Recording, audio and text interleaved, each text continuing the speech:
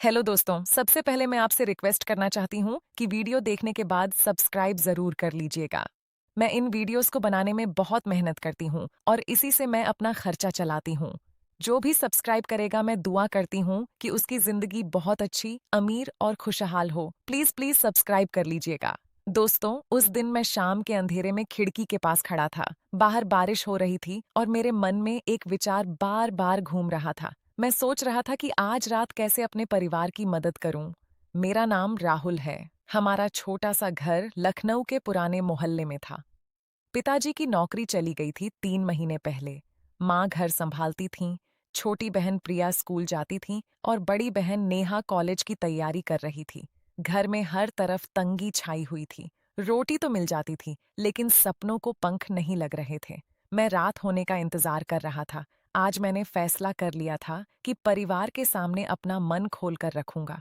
दिन भर मैंने बाहर घूम घूम कर छोटी मोटी नौकरियों की तलाश की थी, लेकिन कुछ हाथ नहीं लगा। शाम को जब मैं घर लौटा तो माँ चुपचाप रसोई में बैठी रो रही थीं।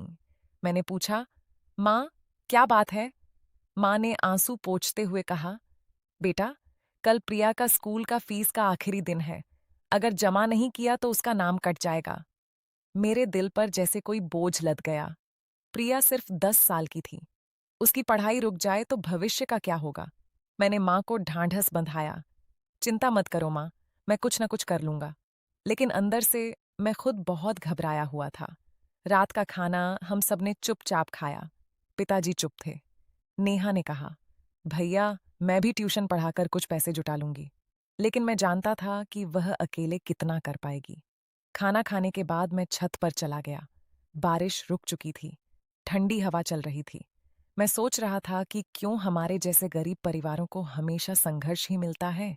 तभी मेरे मन में एक पुराना दोस्त याद आया, विक्रम। वह पिछले साल से एक बड़े व्यापारी के साथ काम कर रहा था। उसने कई बार कहा था, राहुल, अगर तू मेरे साथ आ जाए तो रातों रात पैसा बना सकता है।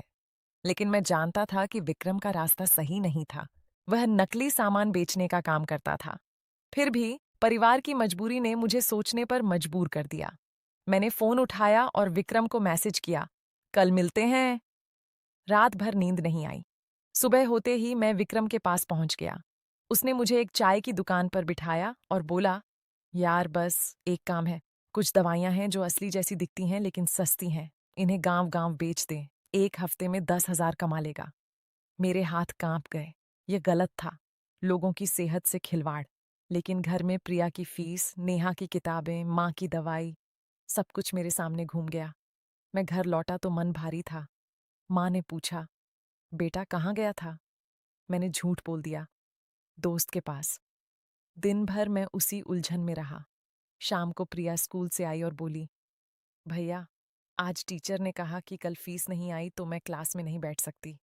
उसकी आंखों में डर था। मैंने उसे गले लगाया और कहा, तू चिंता मत कर, भैया सब ठीक कर देगा। लेकिन अंदर से मैं टूट रहा था। रात फिर वही इंतजार। मैंने सोचा, आज परिवार को सब कुछ बता दूंगा। हम सब मिलकर कोई रास्ता निकालेंगे। रात के 9 बज रहे थे। हम सब बैठे थे। पिताजी ने कहा, राहुल, मैंने सोचा है कि पुरानी फैक्ट्री में मजदूरी कर लूं। नेहा बोली, पापा, आपकी कमर ठीक नहीं है। मैंने आखिरकार हिम्मत जुटाई और बोला, सुनो सब, मुझे एक ऑफर मिला है लेकिन वह गलत रास्ते का है। नकली दवाइयां बेचने का। मैं सोच रहा था, लेकिन अब नहीं करूंगा। हम ईमानदारी से रहेंगे। सब चुप हो गए। माँ ने मेरे सिर पर हाथ रखा। बेटा, तूने सही फैसला किया। भगवान जरूर मदद करेंगे। उस रात हम सब ने मिलकर प्रार्थना की। लेकिन सुबह फिर वही समस्या। प्रिया का स्कूल जाना था। मैं बाहर निकला। शहर की गलियों में घूमता रहा। तभी एक पुरानी दुकान पर नोटिस देखा, नौकर की जरूरत। मैं अंदर गया। दुकानदार बुजुर्ग थे। उन्होंने कहा, बेटा, काम है। सुबह 8 से शाम 8।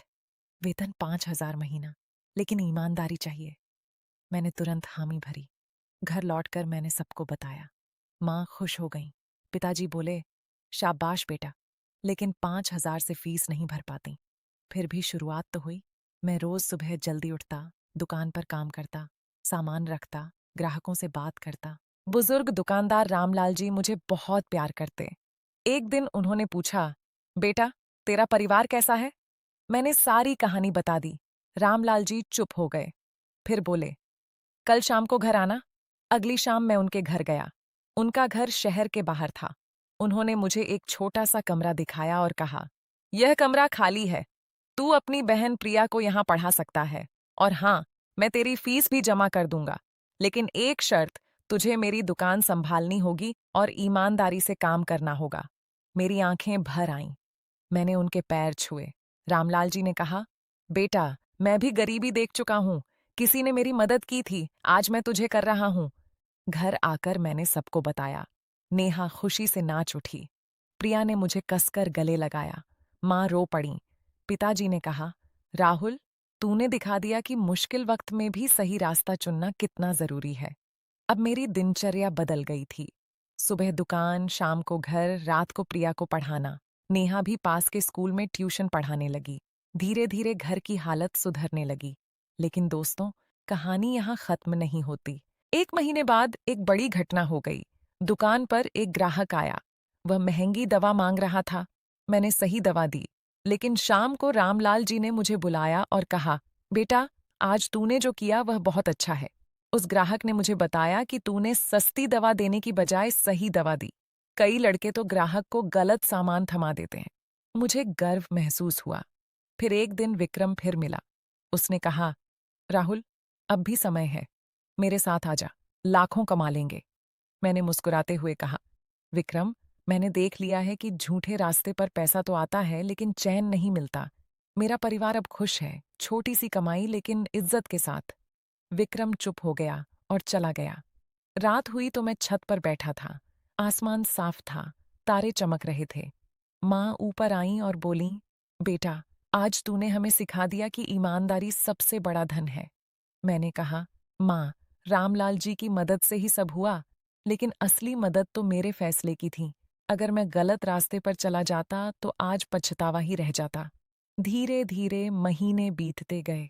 प्रिया की पढ़ाई अच्छे से चल रही थी। नेहा ने कॉलेज में एडमिशन ले लिया।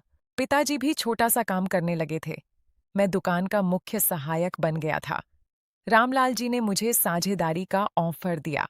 उन्होंने कहा, बेटा, तू जैसे बेटे को देखकर लगता है कि भगवान अभी भी अच्छे लोग बनाते हैं। एक शाम हम सब परिवार मिलकर बैठे थे। प्रिया ने कहा, भैया, जब मैं बड़ी हो जाऊंगी तो डॉक्टर बनूंगी और गरीबों का इलाज मुफ्त करूंगी। नेहा बोली, और मैं टीचर बनकर बच्चों को सिखाऊंगी कि सच्चाई का रास्ता कभी मुश्किल नहीं लगता। पिताजी मुस्कुराए। माँ ने मेरे सिर पर हाथ फेरा। दोस्तों, उस रात मुझे एहसास हुआ कि जीवन में चाहे कितनी भी तंगी आए, अगर दिल साफ हो और इरादे मजबूत हों तो रास्ता खुद बन जाता है। मैंने विक्रम के प्रस्ताव को ठुकराया, परिवार का साथ नहीं छोड़ा और ईमानदारी का साथ नहीं छोड़ा। आज हमारा छोटा सा घर खुशियों से भरा है। कुछ महीने बाद रामलाल जी ने मुझे पूरी दुकान सौंप दी। उन्होंने कहा, बेटा, अब यह तेरी है। मैं आराम करना चाहता हूँ। मैंने उन्हें वादा किया कि इस दुकान पर कभी गलत सामान नहीं बिकेगा। धीरे धीरे दुकान चल निकली। मैंने एक छोटी सी लाइब्रेरी भी शुरू की जहां गरीब बच्चे मुफ्त किताबें पढ़ सकते थे। प्रिया वहां बैठकर पढ़ती, नेहा वहां ट्यूशन लेने आती। एक दिन एक गरीब महिला आई। उसकी बच्ची बीमार थी। मैंने उसे सही दवा दी और पैसे नहीं लिए। महिला रोते हुए बोली, भैया, आप जैसे लोग ही दुनिया को बदलते हैं। उस दिन मुझे लगा कि मेरा संघर्ष व्यर्थ नहीं गया। राहुल अब सिर्फ मेरा नाम नहीं, बल्कि एक उदाहरण बन गया था मोहल्ले में।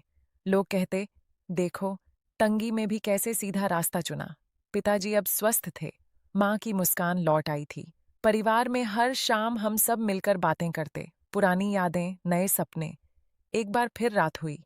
मैं खिड़की के पास खड़ा था। बाहर चांदनी थी।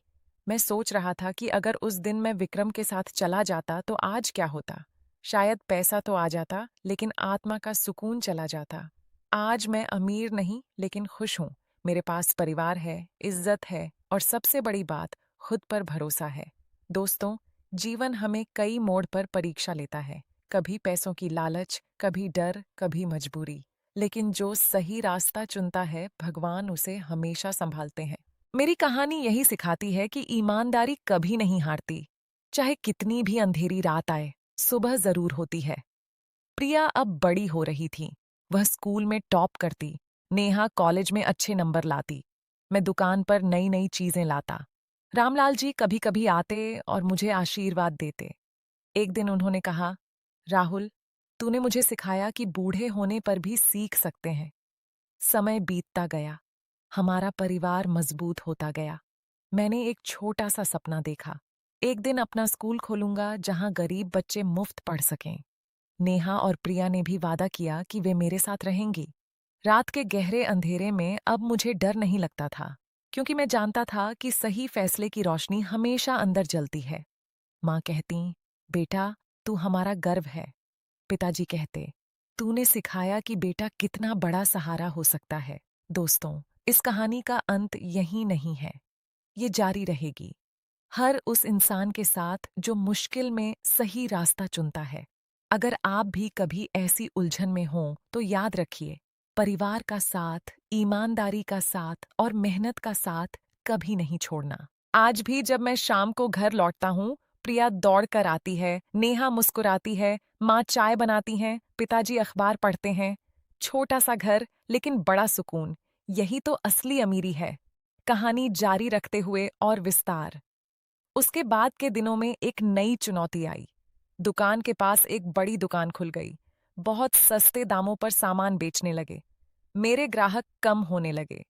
रामलाल जी ने फोन पर कहा, बेटा, घबराना मत, गुणवत्ता पर भरोसा रख। मैंने फैसला किया कि मैं सस्ता नहीं बल्कि अच्छा सामान दूंगा। ग्राहकों से बात करता, उनकी जरूरत समझता।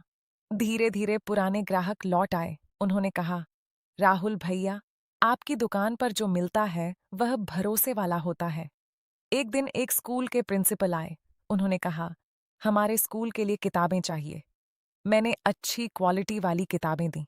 उन्होंने मुझे स्कूल की लाइब्रेरी का जिम्मा सौंप दिया। अब मैं दिन में दुकान, शाम में स्कूल जाता। प्रिया और उसके दोस्त वहां पढ़ते। नेहा ने भी एक एनजीओ ज्वाइन किया जहां वह गरीब लड़कियों को पढ़ाती। घर में खुशियां दोगुनी हो गईं।